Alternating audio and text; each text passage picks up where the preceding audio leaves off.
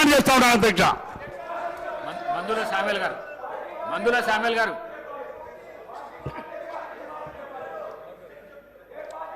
ధన్యవాదాలు అధ్యక్ష. కేటీఆర్ గారు మీకు హరీష్ రావుతో పొలిటికల్ ప్రమాదం గుర్తుపెట్టుకోరు. ఎందుకంటే నీ చెల్లె ఒక వికెట్ ఎగిరిపోయింది, నీ పని బట్టే ఖాయం. ఎందుకంటే మీరు పోటీపడి దోచుకున్న రాష్ట్రాన్ని. మీ అందరికంటే ఎక్కువ హరీష్ రావు దగ్గరనే పైసలు ఉన్నాయి, అందరికంటే ఎక్కువ హరీష్ రావు దగ్గరనే పైసలు ఉన్నాయి. ఇక్కడ ఉన్న ఎమ్మెల్యేలు కేటీఆర్ గారు మీ మాట ఎవరు చెప్పండి, ఆడ ఉన్న ఎమ్మెల్యేలు ఎవరెవరు మీ మాట వింటారో చెప్పండి. హరీష్ రావు మాట వింటారు. రేపు నేను ముంచేది ఖాయం, గుర్తుపెట్టుకోండి. ఎందుకంటే 2001 నుంచి చూస్తున్నాను. చెప్తాయినా మీరు గౌరవ కేసీఆర్ గారి మీద ఇట్లా కత్తులు కోడాడు ఆడుతాం బిడ్డ. కబర్దార్.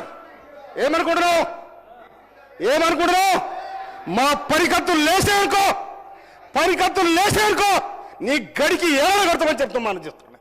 ఎవరు బెదిరిస్తున్నావు? అందుకోసమనే దళితులంటే గిరిజనులంటే లెక్కలేని తన మీద మీరుంటే మీ గడిలో దొర్రే రోజు కూడా వస్తారు కూడా తెలుస్తారు. నేను అందుకోసమనే ఇమ్మీడియట్లీ అధ్యక్ష వాళ్ళు కడియం సిఆర్ గారికి బేజాబ్తా క్షమాపణ చెప్పాలని డిమాండ్ చేస్తా ఉన్నా నేను.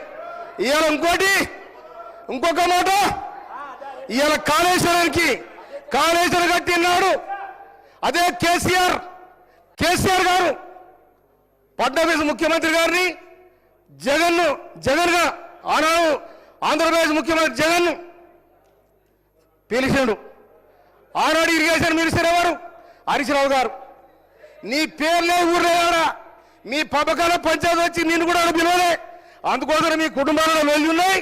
అందుకోసం కాంగ్రెస్ పార్టీని తెలంగాణ వేలాది మంది తెలంగాణ రక్త తర్పణ చేసి తెలంగాణ తెస్తే నిట్టాయిలో దోచుకున్నారు. మీ పంపకాలు కూడా పంచాయతీ వచ్చినాయి.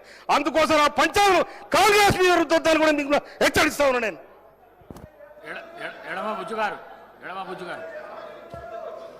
అధ్యక్ష, మేం కొత్త సభ్యులం, వీళ్ళ చిల్లర చేస్తాన్ని చూసి బాధపడుతున్నాం అధ్యక్ష. నేను మొన్న ఎంత ప్రిపేర్ అయ్యి వచ్చానంటే మీరిచ్చే రెవెన్యూ సబ్జెక్ట్ మీద